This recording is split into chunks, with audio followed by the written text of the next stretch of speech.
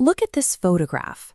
We're usually taught the 1917 Russian Revolution was a spontaneous, romantic uprising of the working class against tyrannical czars.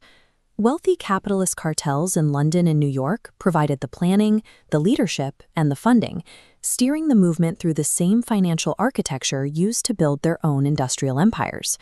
The casual reader often assumes capitalists and communists are mortal enemies.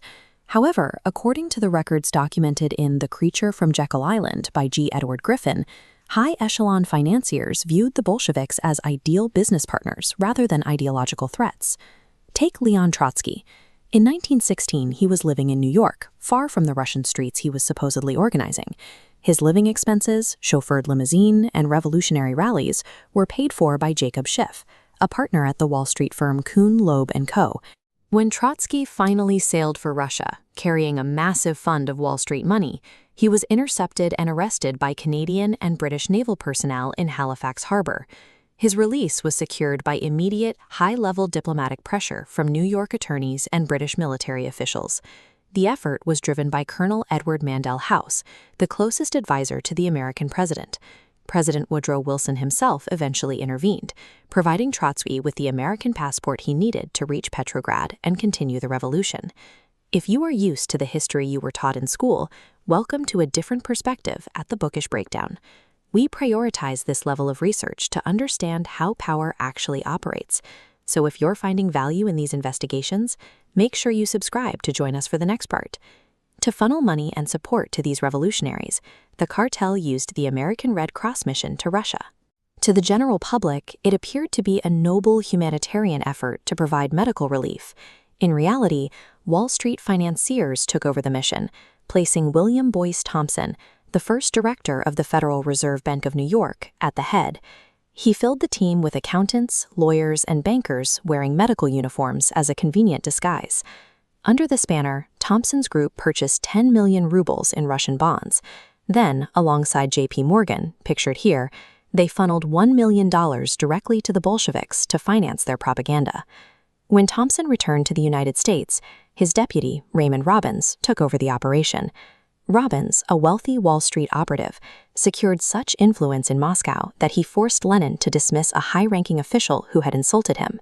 Robbins became the only man that Vladimir Lenin was always willing to see, granting Wall Street direct access to the heart of the new government. The entire humanitarian mission served as a corporate espionage front, designed to secure commercial leverage over the newly forming Soviet state. Why would finance titans fund an ideology dedicated to the destruction of private property? Their immediate goal was capturing the unexploited Russian market and monopolizing its raw materials. They protected their investment by funding all sides of the conflict. While J.P. Morgan's network financed the Bolsheviks, they also supported their opponents, the Mensheviks and the military forces of Admiral Kolchak.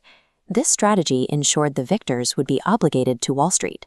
After the revolution, the Bolsheviks nationalized every bank in Russia except for one, the Petrograd branch of Rockefeller's National City Bank. The new government also exempted the Westinghouse plant, established by a Wall Street insider. These financiers were granted non-competitive contracts and monopolies over the country's platinum, timber, and manganese production. These financial architects were looking toward a long-term strategy, using the Bolsheviks to establish a credible, terrifying enemy for the Western world. They operated on the principles of the Rothschild formula. The theory is that the threat of war provides the ultimate discipline to any government. A credible enemy necessitates a perpetual state of military readiness, which guarantees constant government borrowing. By establishing a global adversary, they forced nations to borrow from central banks to build war machines. This system converts war into debt and debt back into war, all sustained by the hidden tax of inflation. Lenin himself understood this. He noted that capitalists would act as blind men, providing the technology and credits the Soviets needed to build a military industry that would eventually be used against their own suppliers. These specific investments in 1917 allowed a financial cartel to build a self-sustaining cycle of national debt. If the rise of the Soviet Union was orchestrated to ensure this cycle of borrowing, we must scrutinize other modern global conflicts with the same skepticism. Keep your eyes open, question the official narratives, and join us for the next part as we look at where this footprint leads today.